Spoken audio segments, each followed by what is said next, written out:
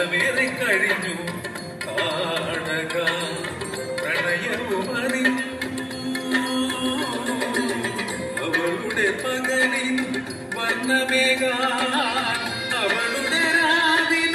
കുളിർമയേകാൻ വന്നു വിലേക്ഷണ അസുരമുഖ്യൻ കളിച്ചു ചിരിച്ചും കഥ പറഞ്ഞു